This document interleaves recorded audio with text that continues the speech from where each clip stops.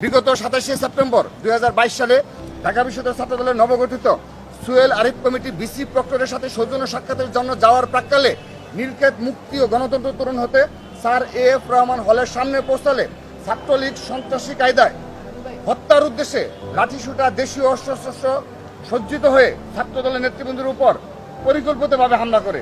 এতে ঢাকা বিশ্ববিদ্যালয় ছাত্রদলের সভাপতি সাধারণ সম্পাদক সহ বেশ কয়েকজন নেতৃবৃন্দ গুরুতর আহত হয়। অনেকের মাথা হাত ফেটে রক্ত বের হতে থাকে।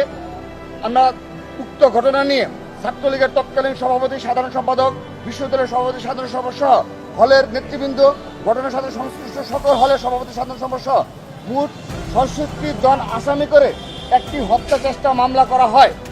পত্র বিজ্ঞ আদালত মামলা আমলে নিয়ে সংশ্লিষ্ট থানাকে FRIR হিসেবে নেওয়ার জন্য আজ আদেশ প্রকাশ করেছেন। 2022 সালের 27 সেপ্টেম্বর এই ঘটনাটি ঘটেছিল। তৎকালীন বাংলাদেশ জাতীয়তাবাদী ছাত্র দলের পক্ষ থেকে এবং ঢাকা বিশ্ববিদ্যালয়ে আমাদের তৎকালীন যারা নেতৃবৃন্দ ছিল, তখন আমরা আমাদের অধীনস্থ যে থানা শাহবাগ থানা আমরা গিয়েছিলাম মামলা করতে। তখন আপনারা জানেন একটি প্যাসিবাদী শক্তি তখন আসলে ক্ষমতায় ছিল, তারা কোনোভাবে মামলা নিতে রাজি হয়নি।